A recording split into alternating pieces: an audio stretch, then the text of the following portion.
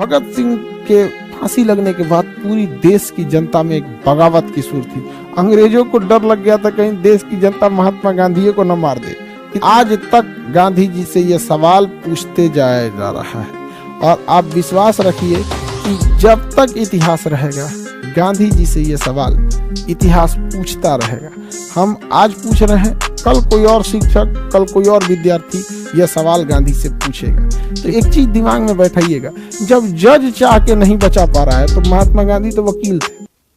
1931 में इरविन था, क्या नाम था? इरविन, लॉर्ड इरविन था। इरविन महात्मा गांधी को बुलाया था समझौता करने के लिए कि आइए हम लोग मिल बैठ के समझौता कर लेते हैं, मिल बैठ के हम लोग समझौता कर लेते हैं। ध्यान से समझिए, पूरी देश की जनता ने कहा कि गांधी जी आप एक के शर्त पे समझौता कीजिएगा कि जो भगत सिंह को फांसी की सजा हुई है ये माफ कर दिया जाए। भगत सिंह की फांसी की सजा को क्या कर दिया जाए? माफ किया जाए। किसी को दिक्कत? डांडी मार्च से अब सविनय अवज्ञा आंदोलन की ओर चल चुके थे लोग। और समय देखिए, इधर भगत सिंह की क्या हो चुकी है, फांसी के लिए डेट डिसाइड, फांसी की सजा सुना दी गई है, डेट डिसाइड करना बाकी है। इधर महात्मा गांधी से आंदोलन बैठक करने के लिए इरविन जो है महात्मा गांधी से कह रहा है कि भैया आइए हम लोग बात करते हैं, इतना बड़ा आंदोलन करने की जरूरत नहीं है। तो महात्मा गांधी के पास उस समय चांसेस था, अगर वो डट जाते कि नहीं भगत सिंह की फांसी रोकी जाए तभी हम आपसे बात करेंगे, तो कुछ हद तक ये कहा जा सकता था कि अंग्रेज मान जाते सब। यही एक इकलौता रास्ता था, दूसरा रास्ता नहीं था। क्योंकि जो जज भगत सिंह को फांसी की सजा सुना रहे थे उन जजों में एक भारतीय जज भी थे, आगा हैदर खान। आगा हैदर जो थे वो उन जजों में थे। आगा हैदर ने अपना फैसला भगत सिंह के पक्ष में सुनाया कि जिस घटना का सबूत या गवाह नहीं है उस घटना में आप एक दंडात्मक कार्रवाई करते हुए कुछ समय के लिए जेल की सजा सुना सकते हैं, आप उसको फांसी नहीं लटका सकते। अतः ज्यूरीज के बीच में उन्होंने क्या किया था, कहा था कि मैं भगत सिंह को फांसी देने के खिलाफ हूं, लेकिन बाकी जज मिलके फांसी दे दिए सब। ये कितनों चिल्लाते रहा, 4 को जज में 3 को फांसी दे रहा, तो एगो का मतलब नहीं, 4 में से 3 को रेडी रहना चाहिए, तभी तो क्या होगा, मेजोरिटी रहेगा। अब उसमें आगा हैदर चिल्लाते रह गए, नहीं सुना गया। आगा हैदर ने जज के पद से इस्तीफा दे दिया, कहा भाड़ में जाओ यहाँ पर। तो एक चीज दिमाग में बैठाइएगा, जब जज चाह के नहीं बचा पा रहा है तो महात्मा गांधी तो वकील थे। अंग्रेज ठान लिए थे सब कि भगत सिंह को छोड़ना नहीं है, क्योंकि भगत सिंह बहुत बड़े धधकता हुआ आग थे।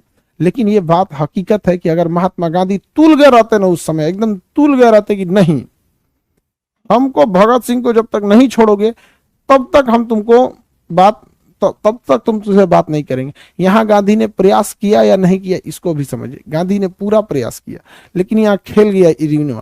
गांधी जी के सामने कहा था कि मैं कैदियों को रिहा कर दूंगा, और जब समझौता खत्म हुआ तो उस पर लिखा था मैं केवल राजनीतिक कैदियों को रिहा करूंगा।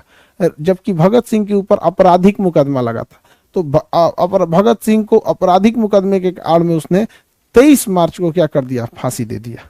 और लाख रोकते गए लोग, लेकिन फांसी दे ही दिया। जतिन दास कई सारे आंदोलन किए जेल के अंदर, लेकिन उनको भूख हड़ताल करते करते उन्हें मार दिया गया। तो अंग्रेजों ने इतनी कठोरता वाला कानून अपनाया था कि पूरे लोग चाह के भी नहीं रोक सकते। लेकिन महात्मा गांधी पे इस बात का आरोप इसलिए लगता है क्योंकि आगा हैदर जो जज थे, अपनी तो पूरी कोशिश की जो उनका कर्तव्य बनता था। आगा हैदर जो जज थे उन्होंने तो अपना फैसला भी भगत सिंह के पक्ष में सुनाया। आगा हैदर से जो हो सकता था जजों पे लड़ गए, दबाव भी बनाया, और जब कुछ नहीं हुआ तो आगा हैदर अपनी मानवता दिखाते हुए कि हम भारत के सच्चे सपूत हैं, इस्तीफा दे दिया, भाड़ में जाओ ससुरे, तू नहीं जज हो तो तुम कुछ रहो, यहाँ पे नहीं रहेंगे तुम्हारे यहाँ नौकरी। महात्मा गांधी ने केवल रिक्वेस्ट किया, डट गए रहते कि नहीं आंदोलन खत्म तभी करेंगे जब आप भगत सिंह को रिहा करेंगे तब। लेकिन गांधी जी का कहना था कि वो मारपीट बम्बार्डमेंट के खिलाफ है, इसलिए वह कभी भी हिंसा का साथ नहीं देंगे। आज तक गांधी जी से यह सवाल पूछते जाया जा रहा है और आप विश्वास रखिए कि जब तक इतिहास रहेगा गांधी जी से यह सवाल इतिहास पूछता रहेगा। हम आज पूछ रहे हैं, कल कोई और शिक्षक, कल कोई और विद्यार्थी यह सवाल गांधी से पूछेगा, क्योंकि इतिहास की घटनाएं होती छोटी हैं लेकिन फिर वो कभी इतिहास से नहीं मिटती है। और भगत सिंह को जब फांसी पे चढ़ाया गया, पूरे सबसे पहले एकदम नहा धोआ के रेडी हो गए थे यहाँ पर, एक बेहतरीन ढंग से भगत सिंह ने इनकलाब जिंदाबाद, ये क्रांति चलती रहेगी, इनकलाब जिंदाबाद, मतलब अब ये क्रांति रुकने वाली नहीं है, इनकलाब जिंदाबाद। मैं जो आज शुरू कर रहा हूं, मैं जो आज आगाज कर रहा हूं, कल इसका अंजाम आएगा। मेरे मरने के बाद मेरे वतन पे मरने वालों का एक सैलाब आएगा।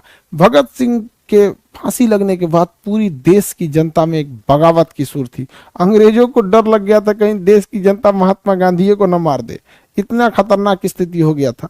तो हालांकि भगत सिंह को चाह के भी उस समय सरदार पटेल भी वकील थे, और उस समय 1931 में जब भगत सिंह को फांसी दी जा रही थी ना, तो कांग्रेस के अध्यक्ष सरदार वल्लभ भाई पटेल थे। उस समय कांग्रेस के मंच से भी इनके बारे में कुछ नहीं कहा गया।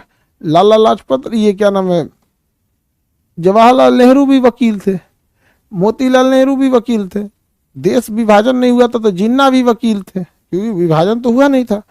तो ऐसा नहीं है कि एक ही आदमी पर ठिकरा फोड़ सकते हैं, लेकिन इतिहास गांधी से सवाल इसीलिए पूछता है क्योंकि आपको मौका दिया गया था। बाकी ने तो कुछ किया ही नहीं, वो हकीकत है, लेकिन गांधी जी के पास मौका था, अगर वो चाहते तो दबाव बना देते। तो आपको समझ में आ गया।